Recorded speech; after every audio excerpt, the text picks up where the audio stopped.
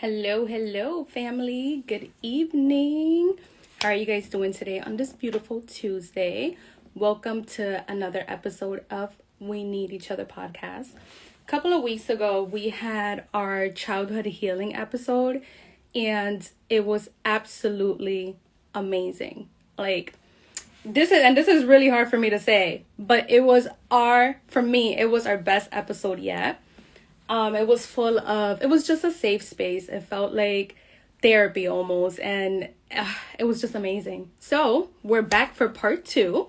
Hello. Thank you to everyone who's pulling up early. Hola. Hey, everyone. Hey, Josh. Okay, let me bring in Josh.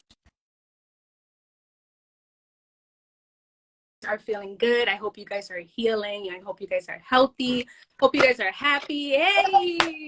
Drum roll! There we go. Listen, we've been so busy, and you guys don't know. We were fighting the enemy earlier, okay? Technical difficulties left and right, but we're here. Josh, episode 20. Wow, right? Episode 20. Hi, beautiful. Thank you so much for joining. One of my business besties is in the building. Hello, everyone. How are you feeling, Josh? I'm awesome. Yo, I'm feeling dope. First, thank you for everyone for pulling up. I love when we open up the live and people just pull up to the conversation. Thank you to everyone who tuned in to last episode. That was a phenomenal episode. I like to say our best episode ever. And we're just going to follow up with a very powerful one as well, just expounding on things that we was talking about last time. But I'm happy to be here. How you feeling, girl? I feel so good. I was just telling Brian earlier, he's going to be one of our special guests tonight, that my week started off and such a good foot. And he's like, the week just started. I'm like, I know, but a lot can happen in 24 hours or 48 hours. So I'm feeling great. I'm feeling amazing. And I hope everyone else is too. I'm really, really excited for tonight's episode. Absolutely, yo. I was so in for this episode, just from like a research standpoint. I just kind of really was just going in on not so much childhood healing, but understanding that the conversation that we're really talking about awareness or consciousness. So it's like we talked about first, before we were born, there were things happening in our mother's womb before we were actually brought. But once we actually are born, our consciousness or our awareness is given by our parents and the things in our surroundings. So when we say you're beautiful, you're amazing, or the vice versa, you're dumb or you're stupid, whatever, this is how we build our consciousness of who we are. And then, as we was talking about in the last episode, as you get older, you build a greater consciousness of who you are, or a greater awareness of who you are. And then you start to disprove certain things. You start to really figure who you are. You start to really go deep. And then you're constantly reproving or things reinventing yourself, because it's of who you are, who you want to be, or who you don't want to be because of your upbringing, right? But before we go in too deep, we always like to open up with a prayer. God is truly the center of our podcast. Amen. So we honor him, we love him, and we give him all praise. So I actually wrote this prayer down there in my journaling session. For those who don't know, my family in Jersey suffered a great loss. My godmother's husband lost his niece to domestic violence. It was tragic situation. So tonight's prayer is dedicated to them. So I'm going to read what I wrote. Okay. Heavenly Father, thank you for another day. Thank you for another episode 20, a huge milestone that we do not take for granted. Thank you for being the center of our podcast. This podcast that has become a safe space for so many people. Father, we come to you as your children to thank you, to praise you, and to always remain in your presence. May we never forget that we cannot do anything in this world without you. Father God, I pray that we disappear and you appear tonight. May tonight's episode transforms lives and help your people heal. May you use our voices. Father, I specifically pray for those who are currently hurting. A special request for the family of Norelis, who are grieving her loss. Father, I pray that her soul is resting in your kingdom. I pray you cover her children and her parents. I pray for every single domestic violence victim and survivor. May you cover them and protect them. May you give them the strength to walk away. May you give them the strength to know their worth. I pray for those who feel lonely, battling depression, anxiety, and suicidal thoughts. I pray for their minds. I pray for their hearts and for their souls. May you reveal yourself to them and remind them that they are not alone. especially when they can't understand what's going on in their life. May you give them clarity. May you give them strength, and may you give them faith to continue believing in you and in your plan. Father, I pray for world peace. I pray for family revival. I pray for peace of mind, happiness, health. I specifically pray for our children who are our future. May you give us the strength and the wisdom to lead them to greatness. May we make the effort to make this place, your earth, a better place every single day. God, thank you. Thank you so much. We love you. We trust you. We believe in you and in your timing. We give you all honor and all praise today and forever. Amen. Amen. Yo, whew, phenomenal prayer. You be moving me, girl. Woo! Thank you. Thank you. Man, yeah, I think it's so important that that we do invite God into the conversation. Even with the talk of awareness, taking it to a higher degree. So basically, I believe that when we go into prayer or we connect with spirit, we're going into a higher level of consciousness, a higher level of awareness. We're actually leaving our body. So we have our earthly desires and our fleshly desires and our things that was put in our mind from childhood and all this other stuff. And I believe when you go into prayer, you're seeking a higher consciousness, almost with the love of God. You're starting to see itself with like a perfect kind of love. So like I said, so the conversation of awareness, it's a personal awareness, but then there's awareness on a greater level. So it's like when you start the show, we take the show to that higher level of awareness, just starting off. So thank you for that prayer. That was awesome, Kayla. Thank you. Thank you. I appreciate it. Yeah, I truly mean it. God, may we disappear. You appear tonight. Amen. Amen. Amen. So real quick, just getting right into it. I know you said you had questions. You know, I come prepared all the time. So I got a couple things for you real quick. You want to shoot first? Sure. Ladies first, right? Yes. So, first question. What does healing mean to you? Off the rip. Healing mean is, as you said, like the reinventing. I think the reinventing in a positive way. Because you can reinvent yourself in terms of going down the cycle, but reinventing in a positive way. So it's kind of like reevaluation, kind of like this is who I believed I was, but I've learned something along the way, and now I've added to that, and now I'm just kind of adding to that, and I'm adding to that, and reinventing in the most powerful way. And as your awareness grows, as your knowledge of who you are grows, you naturally healed. I gain more information.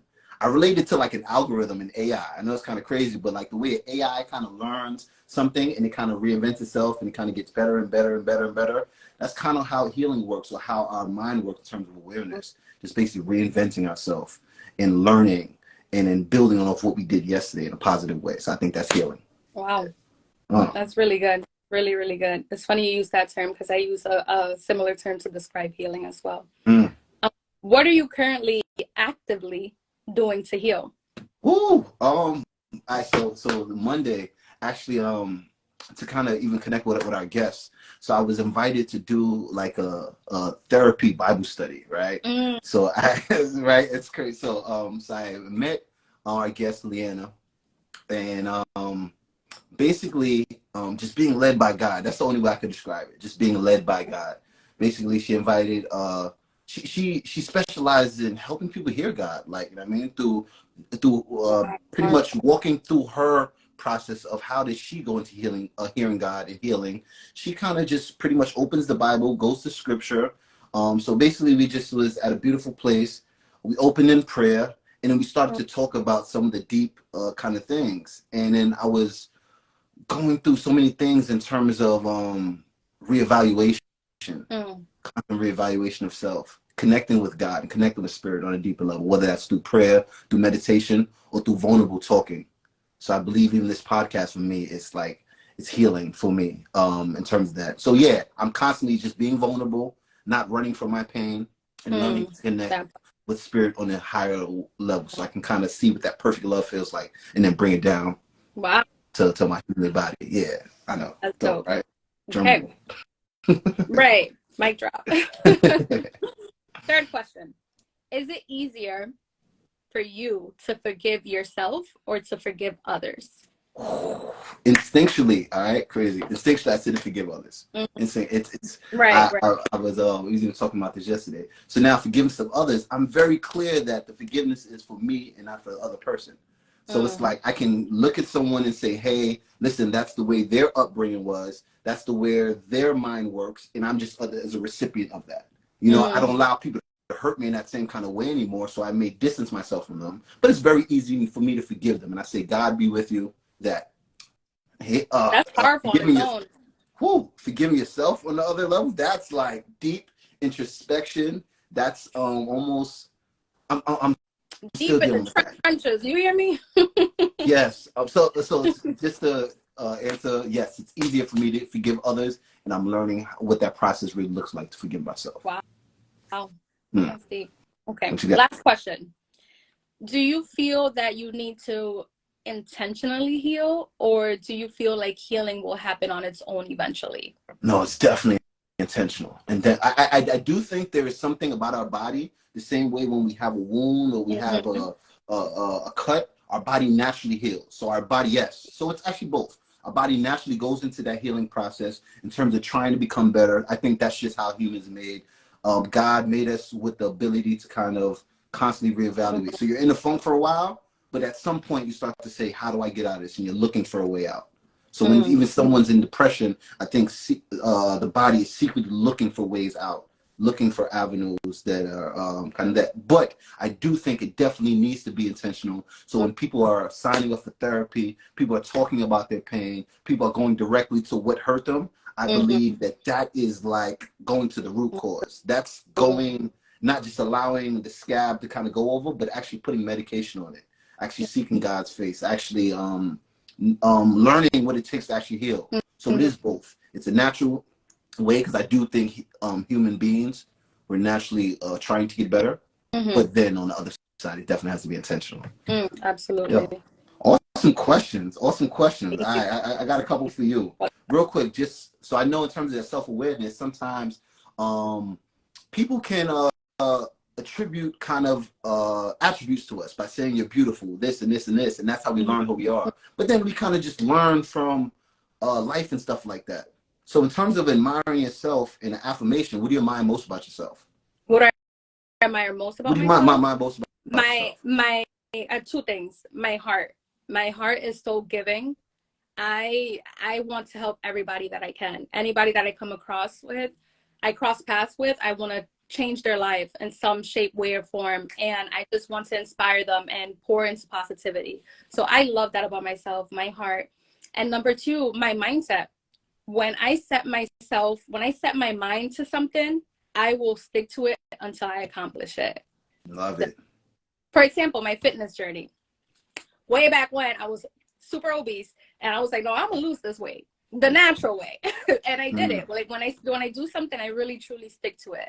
So those are two things that I love about myself. I love a whole lot of things about myself, but top two. But that's good to say things like that. It's good to talk about ourselves and affirm ourselves. Second one, what's one thing your younger self would be surprised at now? That's a good question. One thing my younger self will be surprised, I think, is the powerful woman that I am worldwide. I have traveled the world. And as a young girl, I used to always travel back. I'm from the Caribbean, so we used to travel back and forth from the Caribbean. But God has taken me places that my younger self would see on magazines, would see in movies, couldn't only dream of. So I think little Kayla is super happy that older Kayla is out here doing her thing worldwide. I love it. Okay, so I have your earliest, happiest memory? My earliest, happiest memory? Yes, take it all the way back, dig deep. Being in Puerto Rico with my grandparents. I used to spend summers in Puerto Rico with my grandparents, and that's why I always say that I feel like I grew up in Puerto Rico too. And just being with my grandparents, my grandma was sewing, my grandpa was fixing fans, reading the newspaper. I'm an old soul. That is the best part of my childhood, being with them. Cool. Last one, just to swing back my way, just out of curiosity, what do you mind most about me? What do I admire most about you? Yes. You execute. Like I would tell you, okay, we need to do this, and you're like, okay, bam, get it done. I like how you execute. Dope. Thank you. So I think all those things. So my questions came from like affirmations and searching deep. And so first, thank you. I want to say that. And just kind of I don't want to say return the favor, but just to kind of affirm you in some kind of way. I love the way your brain connects things. Your brain connects things. So it can be like random things from here to here to here. And I may just be focused on just this. I'm super hyper focused on just this. You'll see the whole picture and you'll be like, oh, you know, and it's so simple. You'll be like, just put here, over here, and try that. I'll be like, why didn't I think of that? Thank you. So I love that about you. Thank you. Appreciate it. So this is fire. I'm charged up. Wait, can I just say something real quick? Right in this moment, we are literally healing our inner child. Just with affirmations. We are right now healing our inner child. It's good. I think bring a greater awareness of who we are. So even when someone kind of compliments you and you may not be feeling so hot, but someone says, yo, you're really attractive, or you have a beautiful spirit, you start, sitting up a little taller and you start speaking a little more prouder. So your just awareness of yourself becomes, and that's what that healing looks like, the reinventing, the saying, okay, oh, maybe it wasn't that bad. Yeah. Or, so yes, that was my intention exactly. There's a quote that says, we're so used to seeing ourselves, right? Every day we know ourselves. We've been living with ourselves forever, right? But you are so fresh to a stranger's eyes. So what you think is like, so, oh, whatever, this is normal. I've been having this my whole life, or I've been, being like this my whole life. A stranger is like, oh my God, her spirit is just so calming. It's so fresh. It's so new. It's so rare. I love when people tell me that I'm rare. I'm like, no. But I love when people like, we all like physical appearance compliments, but there's nothing like when somebody tells me, oh, I just love your personality or your heart, or I feel so calm talking to you. That's where it's at. Like, that's what makes my heart really happy. So as a good segue into bringing our first guest in, I feel like I have a cheat code because I did get a chance to actually sit with Leanna and kind of go in an introspective, beautiful, intimate kind of way, find some things out about her, and also share some things about me.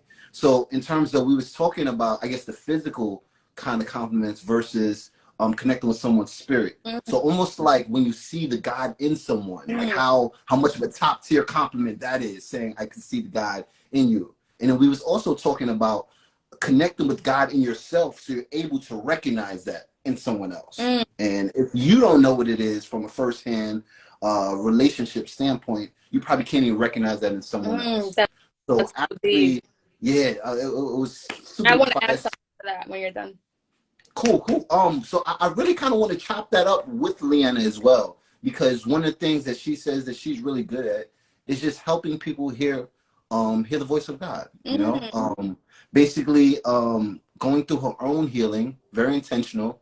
She was someone that's very vulnerable, very transparent, and I knew that she was on her path to healing by the way that she was able to say, this is what I've been through, and this is where I'm at right now, and this is where I'm going. And once we had that conversation, I knew she was perfect for this show. That's awesome. I was going to quickly say that this is exactly why I'm currently not dating. I made that choice to not date currently because I don't want the physical appearance. If you can't calm my spirit, or if my spirit feels uneasy around you, then we do not belong together. So it's like, sometimes it's like, it's almost one of those things like, oh, it feels good talking to this person, or it feels good being around this person, but they're not good for me. So it's like, that's that flesh. So I'm like, oh, no. Like, let me put a pause into dating. I haven't dated in months. And I feel really good about that, because if it's not intentional, and if it's not aligned, and if you're not God sent, I don't want you. I'm not for you. You're not for me. Sharpening that spiritual eye in yourself so you can see it in someone else. Yes, absolutely. That was one of the bases of our conversation. So I said, seeing God, read a couple of some of the comments, seeing God in someone else is a high compliment, top tier. I think that's the top tier comment. And I think looks fade, we age and things happen, but to actually recognize that in someone, that's the definition of true connection. And that was the basis of our conversation with me and Leanna. So I also see Jazz says she's a Libra. She's always looking for balance. Absolutely. So thank you for everyone for pulling up. We're international. We have a guest from Dominican Republic. Shout out to her. So without further ado, we're going to bring our first guest to the mic. Like I said, I recently met her a couple days ago, but I knew our interaction was divine. I knew once she was. Ooh. Oh, hold on, wait. I gotta give you a proper intro. Hold on 1 second. I gotta give you a proper intro. So we connected. I knew it was truly divine from the first meeting of her. She was not only vulnerable, she was honest, and she let me in to who she was, who her spirit was, and she also allowed me to kind of show who I was. We chopped it up, and we went to a beautiful beach, sat with a Bible, and just basically had a therapy session. So this is what she does as a profession. She's helping beautiful people in the community, and we just kind of want to explore her a little bit. So give it up for the lovely, the glorious Leanne. Welcome, you beautiful soul. Welcome to We Need Each Other podcast. Thank you. Okay, we hear you clear. In here. How are you feeling today? I'm feeling good.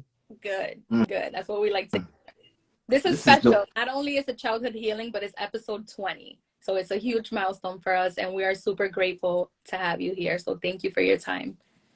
Absolutely. So when you were so transparent with me, and you was kind of just, like I said, you had you was letting me know some things you're working on.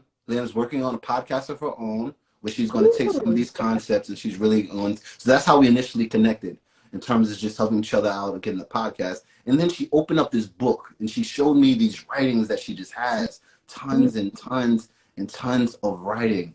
And Leanne, I just want you to speak to that really quick in terms of like documenting your experience and using that as therapy, because I see you write a lot. You told me you write daily, and I know people go through the healing process in many different ways. And for you, it seems like writing is very important. So just speak on that real quick and talk about your writings. Yeah.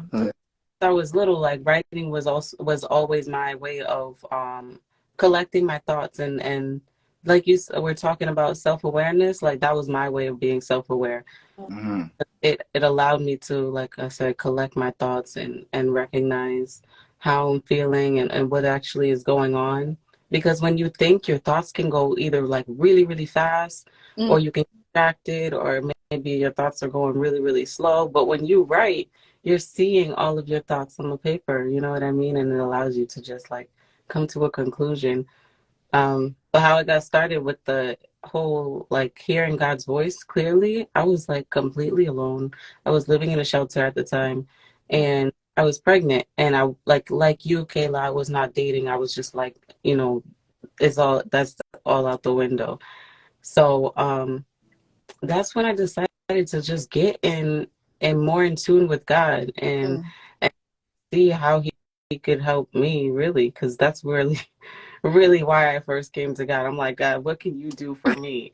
And then eventually I just ended up falling in love with him, like waking up every morning, doing these things. And he would tell me, I want you to write, right? But as I was writing, it kind of brought me through this healing process. And then one day he was like, I want you to take this one person through the same healing process that I took you through. And it actually helped me, like I said, that whole time, writing out what I went through and how to get through it with God. Like he would come up with, the Holy Spirit would give me ways to work on undoing the things that from my past.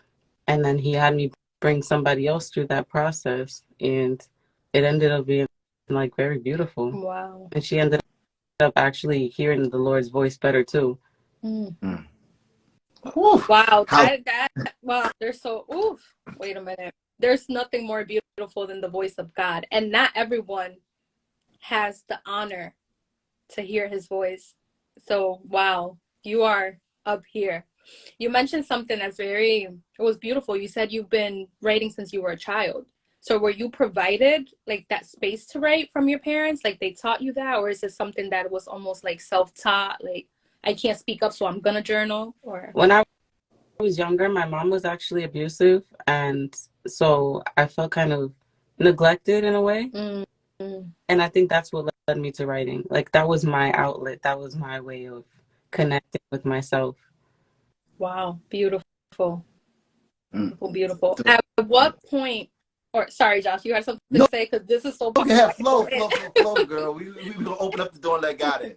At what point, or do you recall that you needed to heal? Like, you know, there's always that trigger point.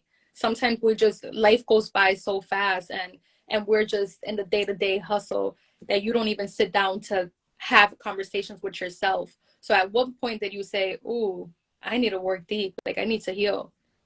Yeah. Um, Actually, I was living in Arizona not too long ago, 3 years ago, and I was living very, worldly, drinking and all of that stuff, and like, sleeping around. It was just not good, and it was like, I think that was the moment I realized, like, what am I doing with my life? And then I got pregnant, and then I was like, ever since I was little, I always said that I want my child to grow up in the Lord. Because even though my mom used it to me, like, I saw her worshiping, I saw, she took us to church and she introduced me to God. You know what I mean? And I knew the love of God ever since I was little. And I'm like, I need my son, I need my daughter, whoever, whatever baby is inside me, I need them to know the love of God. And that's what actually turned me to God, and it helped me realize, like, I need to heal and I need to slow down and let go of all of this stuff that I'm doing. Wow. Mm, mm, Wow. Beautiful wake-up call. Ooh, ooh, yeah. So first, I just want to say, you see how when she said her story, how it was divine in terms of basically building off everything that we was talking about from last episode. Yes. So when I was introduced to Leanna, she was kind of just going there without me even telling her that this was our mission. Wow. And that was kind of her purpose, to kind of go deep. One thing that you definitely pride yourself on, hearing the voice of God. And I have my own definition of what that actually means. But what does that actually mean to you when you say you hear the voice of God? Some people may be real puzzled. Some people don't understand, but just elaborate on that. Hearing the voice of God, that's a lot. I feel like everybody hears God in different ways. Like, he's speaking to literally everybody, but he speaks to us. There was somebody who said it like this: you have as much access to God as you have to receive. So don't, like, God, we were just talking about this yesterday too. Like, the bare minimum God requires is faith. So if you don't have faith, then you're not going to hear from him. If you don't believe that he's real, if you don't believe that he loves you, if you don't believe these things, you're not going to hear from him. And that's just what it is. But some people hear him, like a thought in their head. Some people hear him like they see signs that just align with what they were thinking about. And there's a lot of ways you can hear God. That is very true. Faith is number one. And, when you have faith, it's a beautiful thing, because it's almost that reassurance that no matter what life throws my way, no matter what the enemy can come, like, I could fight you with scripture. Don't play with me. I'll open up my Bible so fast. I'm like, oh, there's a sign from God, or sometimes he sends us people. Look at how you and Josh met. So intentional. Even how Josh and I met, it was so organically. It's like God will send you people. And you're like, oh, okay, there are still good souls out there. Like, I know this was you, God, So, yeah, faith. Only be God. You were touching on basically growing up with your mom and not having such a pleasant upbringing initially. What did that forgiveness look like for your mom, and how is that in terms of transitioning into where you're at now with her? I actually did not forgive my mom until college. I was holding on to the anger for so long, like 25 years of my life. And then when I got pregnant, she was like, I really want to be a part of my grandson's life. And she apologized. And I was like, wow, that must have been God, like God himself, because she Wow. had never in her life before. And she apologized and said, it's not your fault. The things that I did to you when you were younger.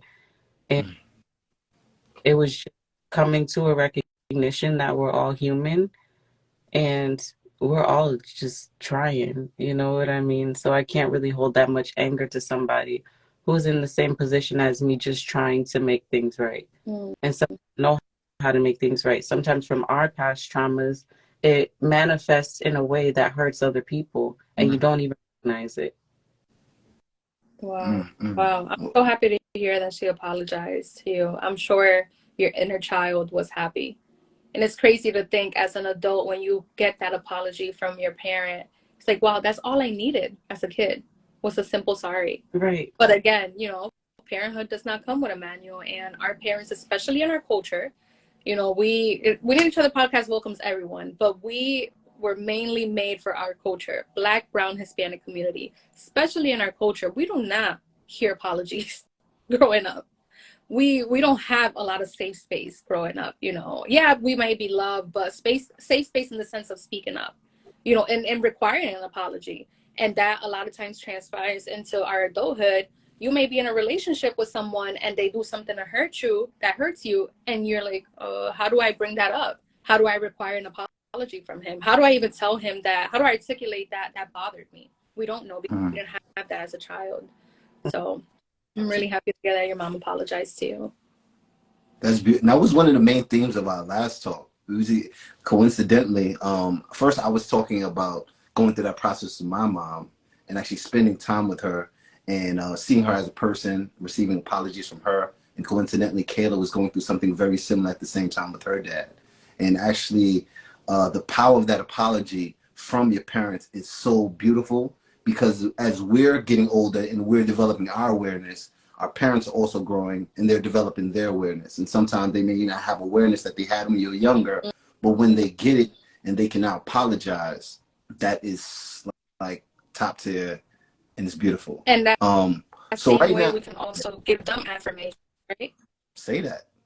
So I want to know. So I know this therapy thing can come from, like, a lot of therapy for me is just self-love in terms of like doing things, saying good things for you. So what does self-care and self-love look like for you these days? Self-care, it looks like, if I'm being completely 100% honest, like I thought self, like, you know, pampering myself and giving myself, and while self-care does look like that, right? Self-care looks like putting up boundaries. Self-care, making the right decisions for yourself. Self-care looks like not doing things that are detrimental to your health and to your body. And self-care for me completely like looks like being obedient to God, because in the book, all the time, Romans 8:28 says all things work together for the good of those who love God and are called according to his purpose. But John 14:15 says, if you love me, you'll obey my commands. So it's, if you are obedient to God, everything has to work out for your good. And we were talking yesterday too, like, it may not look like it's working out for your good, but if you're being obedient to God, can't nothing go wrong. That's right. Come on. Powerful. Mic drop. Wow. It's literally written. It's like, God, you said that if I am obedient, you are going to favor my life. It is written. Absolutely. That is beautiful. So just touching again on something that we was talking about yesterday, I think it was so powerful that we need to bring to the podcast. We was talking about pretty much the love of man versus like the love of God, and breaking down the different aspects of the love of God and how we can't really exhibit that or show that to the love of man until we can fully know what it feels like. I just want you to kind of touch on that. We kind of broke it down. You taught me some really good things in terms of how they do break down the different types of love, the eros, the philia, and all these other things. You don't have to go too deep, but just talking about the relation between the love of man or woman and the love of God, and how those two things coincide. And I'm sorry, can you like ask that in a different way? Yeah, he likes to go on. He likes to go south. Deep dive. Yeah. So philosophically speaking, no. So basically, I just want you to kind of expound on how you can't recognize that deeper love until you know what that means with the love of God. Or, again, I'm maybe going too deep, how we basically section off our love with people, how we have, like, there's an erotic love that we may show, but we may not love them with the love of God, or the breakdown of the parenting love. So I want to talk about just contrast the love of man with the love of God. Maybe that's what I'm saying. So one thing that came to mind when you first started talking was in the book of Genesis, how it says God made man in his image, and then it said he woman, and then he said man, he made man and woman, in his image. And that's, that was powerful, because it's like God made man in his image, right? And God made woman in his image. And like, you cannot be together with one, unless you're reaching out to the Father. You know what I mean? It says God made man in his image and then he brought them together. God made woman in his image and then he brought them together. And so you can't really love anybody completely until not only you love yourself, but until you know the love of God. We were talking about yesterday how Eros is erotic love, right? And then there's philia, that is like brotherly love. And then there's storge, which is parent love. And then there's agape, which is, godly love.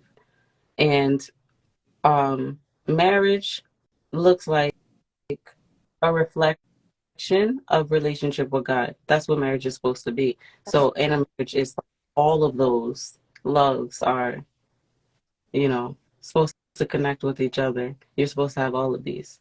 And sometimes when we settle for one, we are selling ourselves short, as far as looking at people with your own fleshly eyes, as far as sticking to only one of those loves. You're shorting yourself, and you're shorting whoever it is you're in a relationship with, not only like regular relationship, but like parents, friends, stuff like that. Wow. Just to piggyback off of that and just kind of bring it also full circle in terms of healing that child.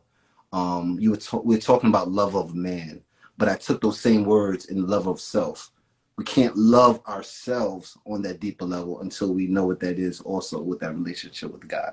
So we project it to our partner or our romantic person, but those same concepts that you said can be applied with us in terms of knowing what that fullness of love feels like, knowing what that, so it was just beautiful. But there's so many things that we always say, and one of my favorite things to say to Kayla is save for the podcast. Save for the podcast. And yesterday, when you were going through those concepts about the fullness of the love of God and contrasting it with the love of man or the love of self, I think that was so brutal. So we had so many moments where I wanted to be like, save for the podcast, save for the podcast. But these days, what is therapy looking like for you in terms of continuing the healing? Like me getting therapy, or me? You could just talk about it in any way in terms of just healing, or I'm going to frame it. I don't want to, because therapy is something that we did talk about, and that's a beautiful thing. And I don't think that's something that we should shy away from. But what does healing look like for you nowadays, like today? Because we know there's where we came from, where we're at, and where we're going. And healing is a journey. We titled this Journey to Joy, and it's a never-ending thing. So what does healing look like today? Healing looks like watering the right plant. Because it's watering something, but what are you watering? Are you watering the weeds, or are you watering the flowers? That part looks like undoing the what is it called? Holy Spirit, what's the word?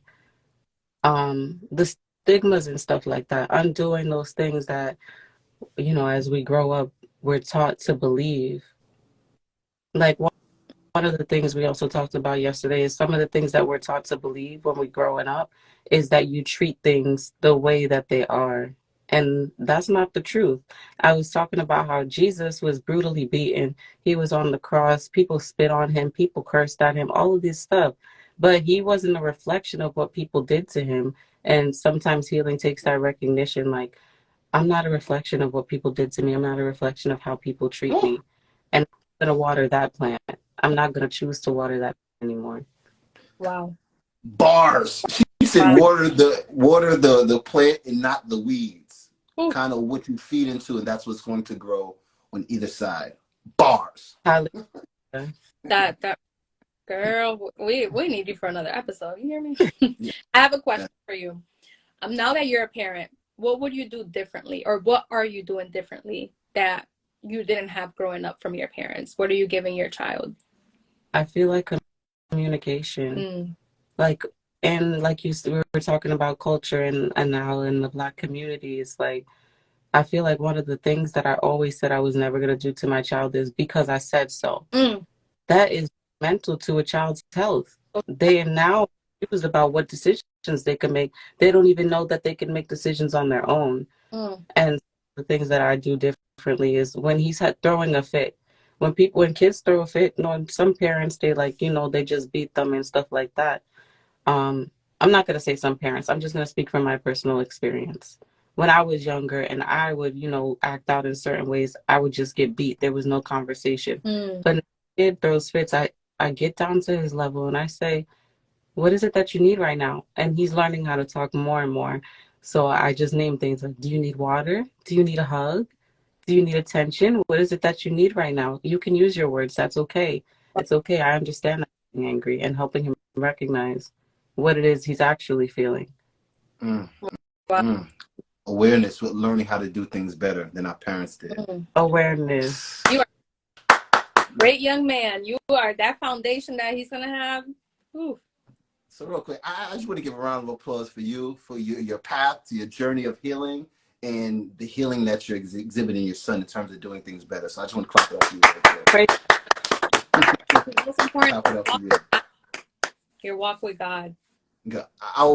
Like she said, we love to sit here and talk for an hour and really keep the conversation going, because it's something that's continual. But we thank you for your time. We thank you for your time, and thank you for being vulnerable and sharing with us in the most beautiful way. Leanna, keep going and keep affecting the world in a beautiful way.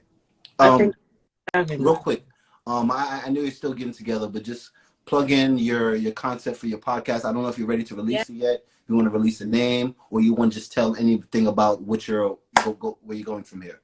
Well, I haven't even got it started yet, but my podcast is basically going to be focused on what I have the name for my podcast, which I'm not going to disclose right now. Cool. But the slogan is going to be "What Now?" Because we talk about all of this. Somebody said this before.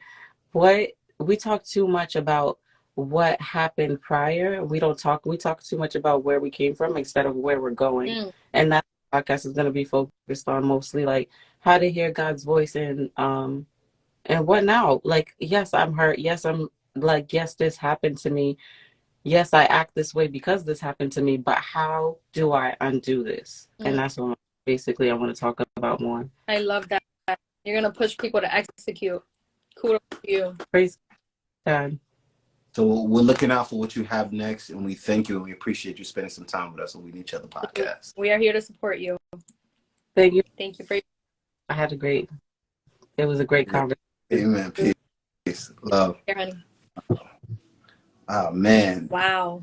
Sometimes we go so deep, and we, like I said, this conversation can go on forever. Right. But I'm happy that we have multiple people willing to share this story with us from different perspectives. And this is what this podcast is made for. We need each other from an advice standpoint, from a testimonial standpoint. So I just want you to give just an intro to our next guest and give a little background. Yes, before I go into that, I just want to, and I mentioned this in our last episode, but I am truly so proud of our generation. Not only do we have the strength to acknowledge that things have bothered us in the past and are currently bothering us, but we are doing the inner work and actively seeking help. And I feel like our generation is touching every generation, right? Because we are setting the tone for our children and our future children. But while we heal, we're also helping our parents, our grandparents, and the past generations heal. So kudos to us and to everybody who's healing. Now, to bring in our second guest, my amazing great friend, Brian. Brian, I'm going to let him tell his story, but his story is so powerful, so powerful. And I'm talking about from birth. This man has gone through so much. And we also mentioned this in our last podcast too, on our last episode. Some people go through certain situations and that leads them to a very dark place. And, they might turn into alcohol, to drugs, to prostitution and all that. And I tell him all the time, I'm like, the foundation that you come from, the background and all the trauma and everything that little Brian went through, I truly hope you're so proud of Brian now, because you could have gone literally through that dark road with people, and I don't want to say that people use as an excuse, but some people use their past as an excuse to end up incarcerated, to end up selling drugs, to end up beating women, you know. And I'm just truly so proud of him for not taking that path. I met Brian last year. We met on Facebook, and we just hit it off. We became really, really good friends. And yes, I'm really happy for him to be here. I thought that his story was going to be perfect for tonight's episode. So him. Let's see. And he's a DJ. We got that part. You got to give the awesome intro. So without further ado, coming to the stage. Yep. Some DJ Virgo beat. Drum roll, man. Drum roll.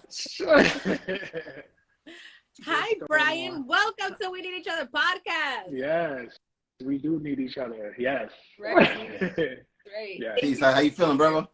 I feel good. Like, be honest with you, that last conversation that you guys just had was very powerful. I was like, oh my gosh, like that's deep. That's gone. That's woo. You almost brought tears to my eyes for a minute.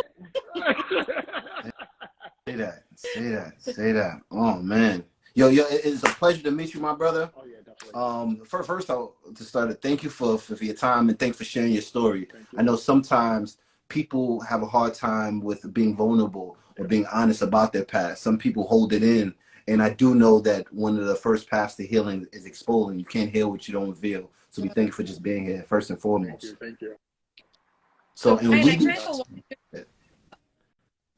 over, Kayla. Go do your thing, girl. Oh, I was gonna say I know your powerful story, but Josh doesn't really know it. And if you don't mind, can you take us like all the way back from childhood, wherever? So at childhood, I was actually left at birth, like meaning my biological mom had me and left me at the hospital. Our aunt picked me up. I guess it was phone calls made and things like that. But I was a crack addicted baby, very crack addicted. And yeah, just growing up in a family of drug addicts, like alcoholics and things like that. It was kind of tough. It's real tough. It's still tough because I'm still going through it. So, but yeah, like growing up it was tough. It was very tough because you just miss that vulnerability. You miss that abandonment. Like you have those issues. It's not missing the abandonment. It's more of like, you're missing something. You don't know what it is. Like you don't know what it is. You're missing something. But yeah, that's how it was. So yeah. Ooh. Yeah. Thanks for sharing that. I just want to piggyback over one of the questions that she had for our previous guest. Along that journey, was there a pivotal point where you know that, hey, something was wrong or some healing needs to be done? And when was that pivotal moment of actually pivoting to actually becoming better or realizing even something was wrong? Yeah. I don't want to say everything was right, but everything wasn't wrong. So I knew something was wrong when, let me see, people just kept coming up missing, if that makes any sense. Like far as like, you'll see them at the cookout, but you won't see them nowhere else. Like you won't see them taking you to, basketball court. You won't, like an uncle or aunt, you see them at the cookouts and everything is like all good at the cookout. Everybody's having fun dancing, but it's like after the cookout, where is everyone at? Like where did they go? So it was that was like really strange growing up a little bit. And then I don't know, it was crazy like growing up seeing family just, like I said, just disappear, wasn't around, didn't stick around. So it was that. And me not knowing who my father was, I didn't grow up around a man that can teach me anything or, you know what I mean? So that was kind of missing too. Wow. Yeah. That's tough. That's tough because even if you wanted to get close to somebody at that cookout, it's like, why am I even going to try if you're no longer going to be? And it's exactly. And like, no, go ahead. No. That's exactly what it is. It was just kind of like why all these aunts and uncles are around and everyone has these experiences with their aunts. Oh, my uncle, took me here, or my aunt took me here, took me shopping. I didn't have that experience with them. I can't tell you an an experience I have with my aunt or uncle.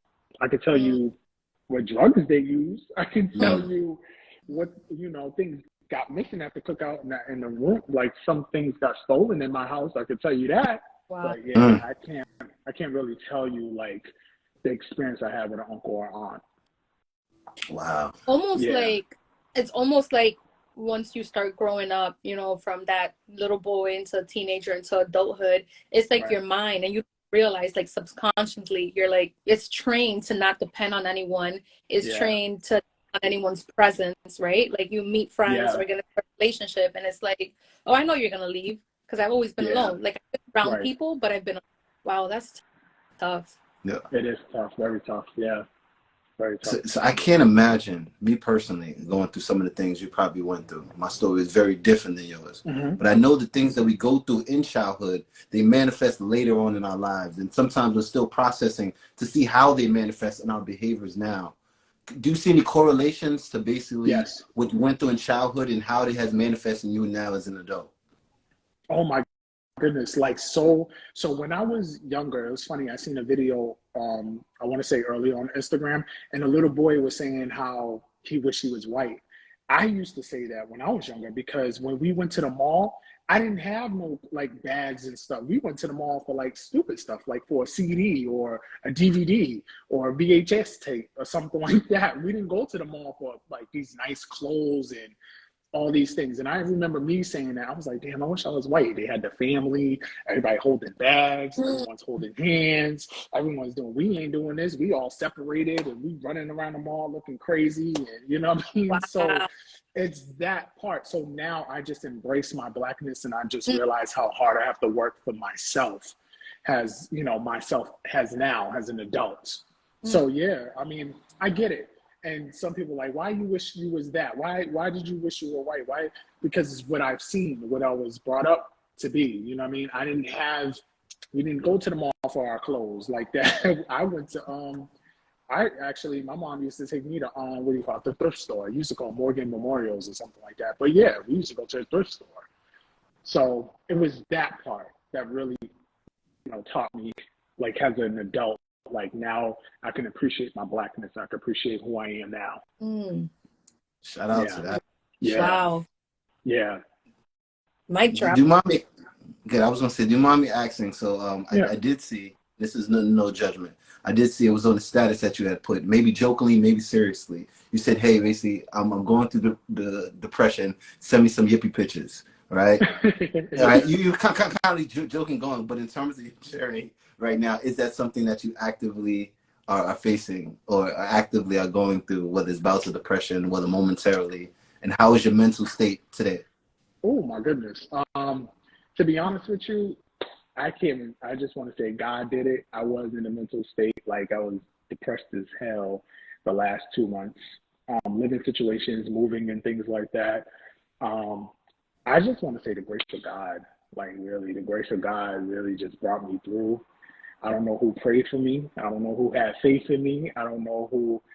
I do be going through it a lot because I don't have that mental support where I can call my mom or call her dad and be like, yo, like I just moved in, or I don't have the mental support where the mom calls me and say, hey, how are you doing? How are you feeling? Did you eat today? Did you call? I mean, whatever. Did you eat? Did you, what, anything? Like, did you do any of that?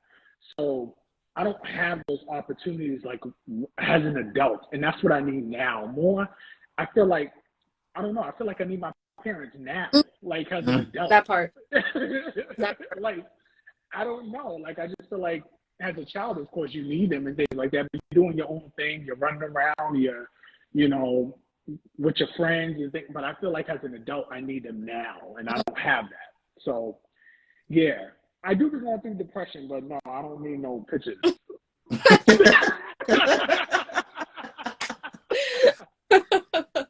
He'll take some pictures. I know. Yeah.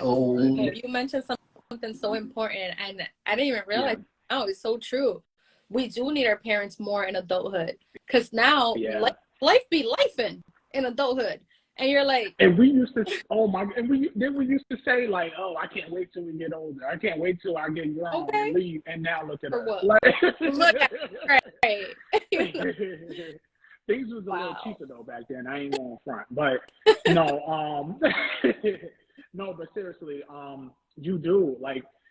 My mental state it goes off and on. I tell people that all the time, like, especially as a black man, like, I feel like people put pressure on us, like, and that's how I grew up. I didn't know how to, like, I was told not to cry. Like, someone, like, yeah, so I was told not to cry. Men don't do this. Men don't do that. We do this. We do that. But, and then I realized, I'm taking advice from men who is beating on their girlfriends and beating on their wives and beating on their, I'm taking advice from these clowns. So it's like, I didn't have a positive male figure in my life, seriously. Like, I truly didn't. And it's so crazy. I looked at like Martin Luther King. I looked at Malcolm X. I looked at those men like heroes. Judge Mathis, you'd be surprised. Like certain people, I just look at, I'm like, yo, like, I wish they were my father. Like, I wish they were my uncle. I wish I was related to them because I was so in touch with them. I wish Rosa Parks was my great aunt. I wish, like, it was those people, seriously, like, it was those people who I was looking at as heroes growing up. I love black culture and I love, like, anybody who fought for the country and did anything, like, that's who I looked at. Even Bill Clinton, I looked at him. I'm like, yo, that's my friend or something. That's my, you know what I'm saying? Like, that's how it was, like, for me. And I looked at them as, like, wow, like, I wish I could just be in the presence of them. I wish I would have just met them. I wish I would have shook their hands. I wish I would have just gave them a hug or got an autograph, anything. So that's how I looked at it as, like, my father. Like, I was like, man, these are my dads. Like, I wish these are my dads. But in reality, look who I'm taking advice from. I'm taking advice from people who's abusing their girlfriends, abusing drugs, who's in and out of women's house, who got all these kids, not taking care of these kids.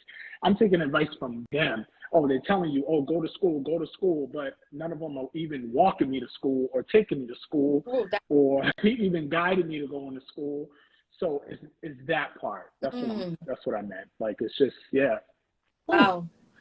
I can totally relate to that. Relate to that in terms of needing the modeling, the real male role models, or picking people outside of your family or public figures.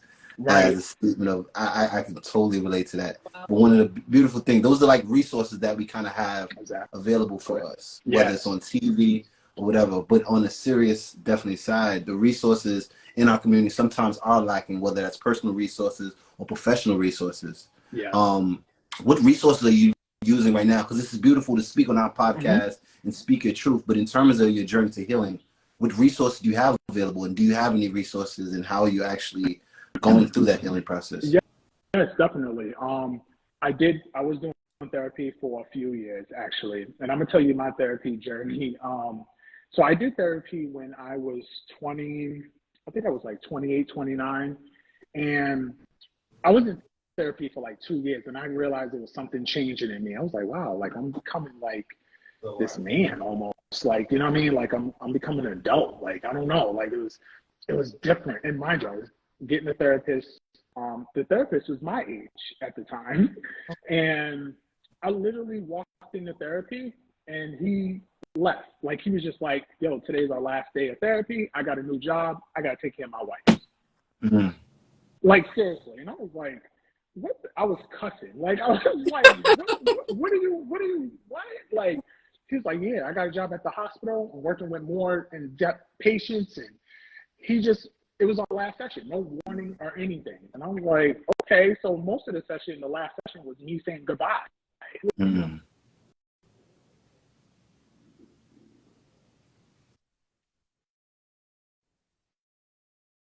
Wow. Yeah, so, and then I found another therapist, and I think I told Kayla about this therapist. This guy was like on vacation while he was, I don't even know, like, it was just a mess. It was a mess. He was like inconsistent. He was canceling all the time. He was going, he was like he was calling me like literally in Florida. He's like, "Oh, I'm in Florida. Everything all right?" Like it was like that, and I was like, "Wait, what?" Like I was like, "Lord, like what is going on? Like, do you not want me to be in?" So I found a therapist in 2022. The end of the 2022, I believe, February 2022, and she's been great. When I tell you, like, she is on it, she's on it. But she's booked and busy, and that's the thing. So now it's just more like I'm really just reading more quotes and praying a little bit more and having a little bit more faith in myself and trying to believe in myself. But yeah, like the last therapist, definitely. I was going through therapy for a few years actually. So yeah, I commend that you taking that step to actually just with no shame, actually saying, "Hey, I need help with something," and actually seek professional help. That's a stigma that definitely needs to be erased in our community. So I definitely commend you for that. Absolutely, you're very, very open. That's actually one of the first things he mentioned when we met. I'm like, yes, I love to see it. I love anybody going to therapy, but especially people, especially you guys, the men, because I've met many like, no, I don't do therapy, or you know, a lot of guys say, oh, my workouts are my therapy. Yes, absolutely, working out is a form of therapy, but bro, that mind, like, go seek help, you know. So cool. And it's so crazy that, you know, your abandonment issues, you suffered that in therapy with two of your therapists. It's like you're adding, it's like, how tough is that, right? You're trying to seek help. Oh my gosh. Wow. And then you're getting more trauma from the people who are supposed to help you heal. So cool for you up and being determined to find a good therapist. Wow. It was like it's crazy because, you know, growing up, I had abandonment issues. My mom was working a lot of hours, and then she had a husband, and he was very mentally abusive to me, very, and physically, but he was more mental. Like, he would tell me straight up, like, I'm not paying for you to go to school. Why would I want to pay for a dummy to go to school? He used to literally say that. And I just remember, like, oh my gosh. I just remember when he would just talk down. It was almost like he didn't want me there, he said that one time. He was like, the reason why I was there because of my mom that took me in, which is really my aunt. But seriously, like, I went through a lot of mental abuse. It was a long time where I believed, like, did I believe I can be something? Did I believe I can go to school? Did I believe I can have a job? Do I believe it was more just work and pay your bills? That was their whole thing. It wasn't go to school, get an education, do what you need to do, or be what you want to be. What do you want to do? No one ever asked me what I wanted to do as a youngin'. No one. I don't remember no one asking me that. What did I want to do? Or do you need help with something? I never got offered those things. It was always just, I'm not doing this for you. No, I'm not doing that for you. I'm not, you're this, you're that. This is just like negative energy that I just don't tolerate. So I mean, it's especially like abandonment. And then when the therapist came and they were abandoning me, I was like, damn, like nobody want to be around me. Like, what's going on? Right. Like, no one wants to be around, but I don't know. I made excuses for them. I was like, oh, okay, you know, he has to take care of his wife. He just got married. And the other therapist, I'm like, okay, maybe he's busy. Maybe he's just about to retire or something. It is 2020. So I'm like, I don't know. Maybe he just wants to be out. I don't know. And then, it's hard dealing with that because I get attached real quick. So it's hard dealing with it. It's hard dealing with abandonment. Trust me, it is. In relationships, with friendships, it's hard. That was going to be very hard. I read earlier an article that said that when you grow up with abandonment issues, you tend to end up in relationships with people who are emotionally unavailable. And I can 100% believe that. I've dated men who are 100% emotionally unavailable.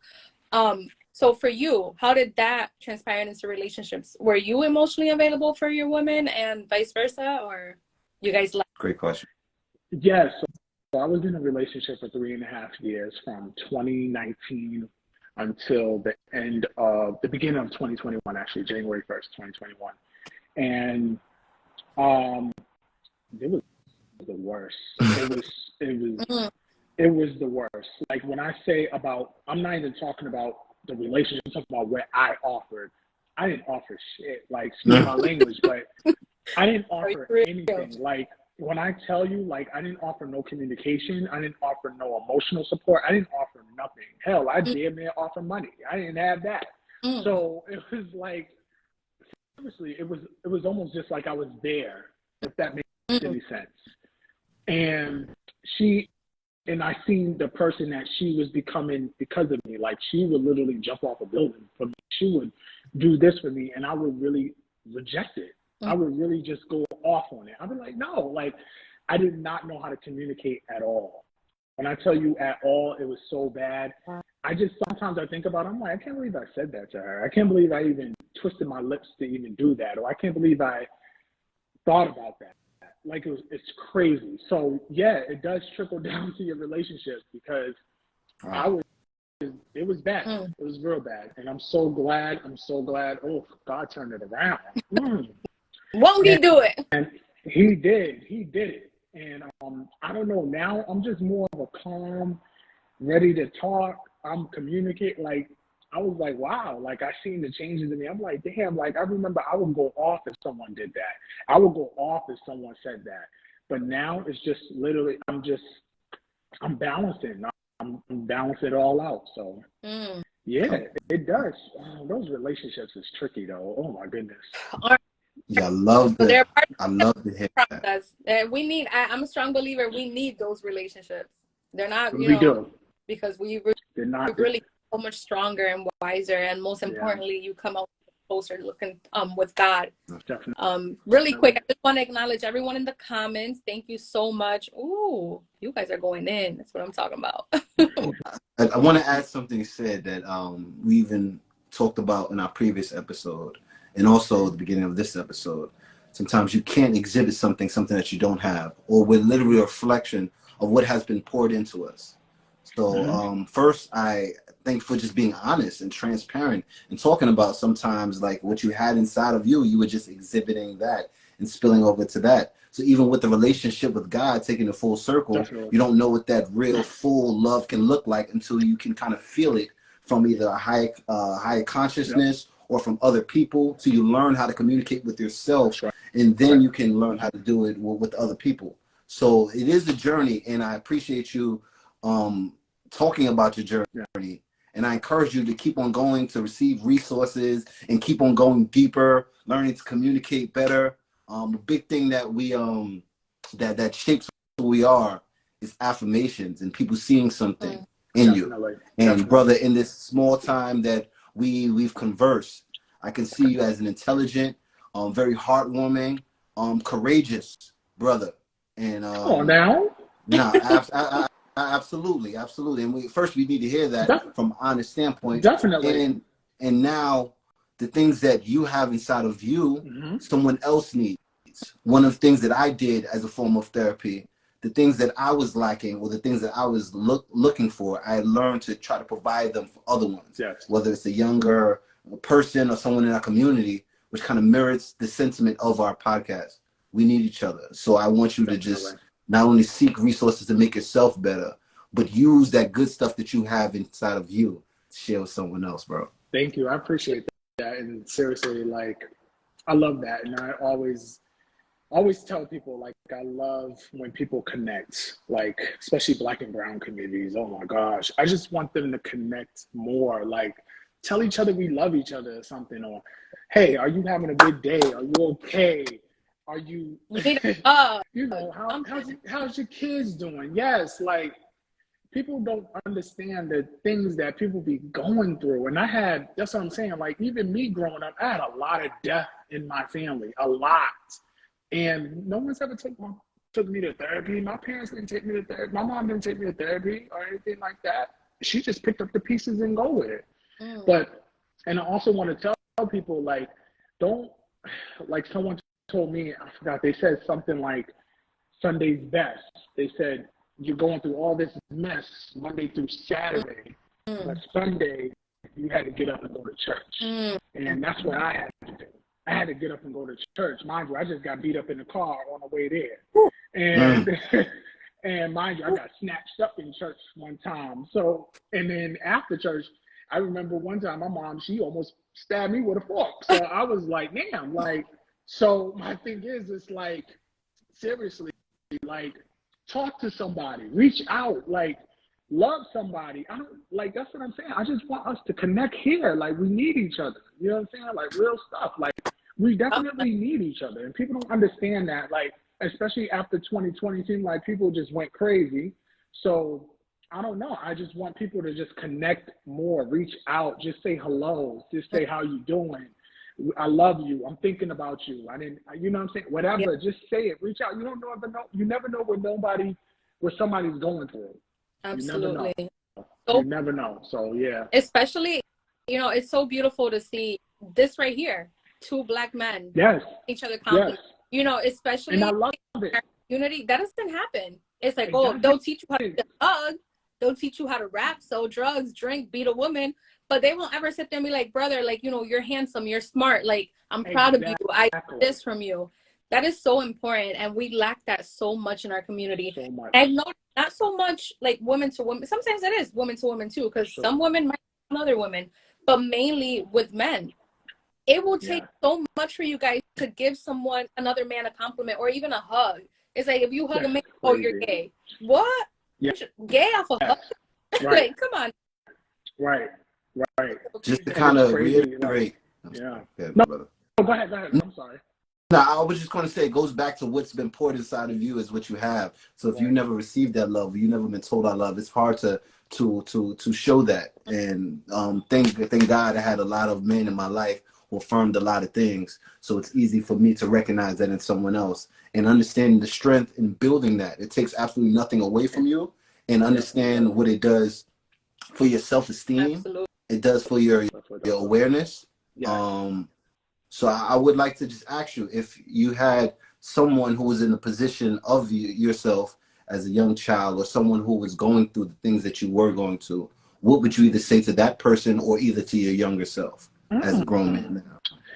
Has a grown, like, definitely, I had this conversation actually with my therapist, my last therapist, and she was like, talk to the younger Brian.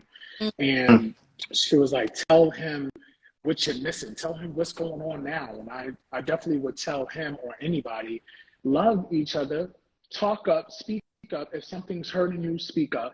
Don't ever hold your tongue on anything. If someone's hurting you, if someone's beating you, if someone's touching you, if someone's abusing you, speak up. And I tell people that all the time, like, communicate. Even if you can write it down or type it out, or I don't know. And some people, I feel like some people get kind of like offended when they be like, oh, why did they put all their business on Facebook? Well, that's maybe how they can communicate. Maybe they ain't got nobody to call. Maybe they ain't got nobody to reach out to. Maybe they ain't got nobody to text. I was like, maybe that's just how they are. So that's what I would tell someone, the younger me, and also anybody, a younger child, like, speak up, talk, and communicate, and it's a safe space. That's what my therapist used to always say. It's a safe space. Keyword. So definitely, yes, safe space. So definitely, and like, to elaborate what y'all was saying, I love bigging up Black men. I love it. I ain't even gonna lie to you. I love it. I love it because at the end of the day, I feel like we're so, like, against each other a little bit. I'm not like that. I love the love of Black men. Like I do, especially Black women and things like that, Black and brown. I love it. I love the connections. Someone in the comments it's actually very attracted. It is. If I see a man affirming another man, it's like, you're confident enough in your sexuality and what you bring to the table that it doesn't bother you to give someone else a compliment. That is so attractive. Before I did want to mention something, Brian, that you always mention during our conversations. You say that you wish that in our community, we wouldn't push our kids out at 18. Yes. And I think that's so important. Can you touch on that real quick? Oh, my Lord. I've been kicked out probably 16, 17 or something like that. I think it was 17. And I don't know why, especially Black and brown communities, I don't know why they do that. First of all, you're setting them up for failure. Everyone knows that. You are setting up your child for failure. Then you expect them to survive out there in the streets. You expect them to have this and have that, and I don't know. It's kind of poor judgment. It's poor management. I don't know. It just shows who you are. Like, if you're so ready for your child to leave, for what? What do you rush for them to leave to? Where they going? And then you wonder why they have all these baby mamas. And then you wonder why they doing crime outside. Then you wonder why they living house to house and couch to couch. Then you wonder why all these things. But you pushed them out there. You didn't set them up for life just yet. Yeah. And as a parent, and I tell people, you always got to pack your kids a bag of life. Put God in their life. Put finances in their life. Put credit in their life. Put love in their life. You don't show them that. You're just kicking them out at 16, 17. And most likely when you get kicked out 17, 18, it ain't a good kick out. It's not like, oh, do you need some help with your bags? You want me to pack this up for you? No, most likely it's like, oh, you at your friend's house, well, stay over there. It's that part. So it's not safe to do that. And I would never do that. And that's one thing I love about single mothers who always like talk about that. Like, I'd be like, thank you. About time somebody knows. Like, it's not safe to do it. I would never do that. You said, pack them a bag of life. Is that what you said? Right. Bars. That's right. Bars, bro. You gotta copyright that. Bars. That's right. Bars, man. Yeah, true, because you kick them out and then you expect them to finish college, work. You know, you're literally teaching them how to be on survival mode. That's right. Yes. That part. Instead of teaching them, I understand you want them to be independent, but even the most independent person needs guidance, needs that help, that support. So when you kick them out, you know how many kids drop out of school and don't even go to college after high school because they got to work 2 to 3 jobs to make ends meet.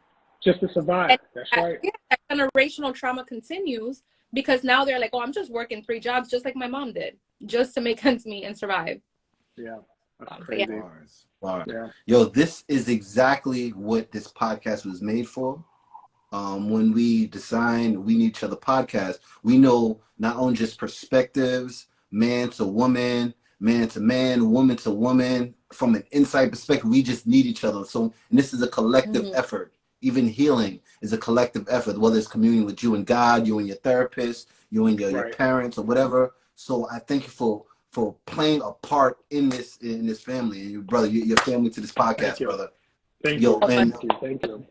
Like, we end this podcast all the time on gratitude. So my question for you and also everyone in the comments, what are you grateful for in this moment? So right now, if you're in the comment, just type one thing that you're grateful in this moment. And we're going to start with you, Brian. In this moment right now, what are you grateful for? Let's go out with some gratitude. I'm grateful for, I just want to say, I'm just grateful for God's grace. Like, I'm grateful for just his mercy. I'm grateful for his love for me. You know, that's the only man I kind of looked at as growing up. I used to talk to him. I used to cry to him. I said, Lord, why I'm going through this? Why I want to do this to myself? Why I want to go here and we'll go this and do this? And I'm just grateful for his love for me. And I feel like he always spoke to me and was like, I have you here for a reason. Like, you might not yet, you know what it is, but I have you here for a reason. And I feel like he's always said that to me. Like, I have you here for a purpose. And I don't know, his love, and I'm just grateful for his grace. He's so faithful. He's so faithful. Always. I love it, bro. Yeah. Miss Kayla, in this moment right now, what's one thing you're grateful for? I am grateful for sticking to my boundaries. The most smallest thing. I was telling my sister earlier, I was like, I received the text and I was like, I'm not going to respond. Why? Because I don't feel like it. Boundaries. And I feel like the old me would have felt like a little bad, you know, and it's like, and I would have gave in. But now I'm just like, no, and I told you, Brian, I told you earlier, I was like, we have to have evaluations with the people in our lives. Like, what value do you bring to life? And it's not a selfish thing, because people automatically think it's like, oh, what do you bring to my life financially? No, I can support myself, but do you speak life into me? Do you make my spirit comfortable? Do you make me happier? Do you add to my happiness? All of that, right? Some people don't you. Some people, you can, even a text message will have you feeling down. And don't jump on a phone call with them, because you'll hang up after that phone call. You'll feel so drained. And I'm not doing that anymore. And it's like, okay, I understand some people need me and what I bring to the table, but I also need me, and I need to stick to my boundaries. So I'm really grateful for actually sticking to them.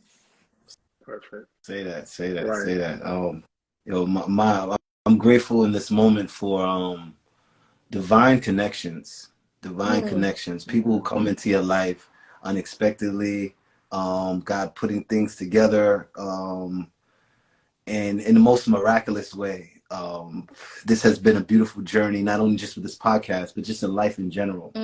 Bringing divine conversations that I need to have at the exact time I need to have them. And this was an example of it, of one of them. So I thank you for you. I just want to read a couple things from the chat. Like, before we go, read the comments. Yes, life and purpose. Great for life and purpose.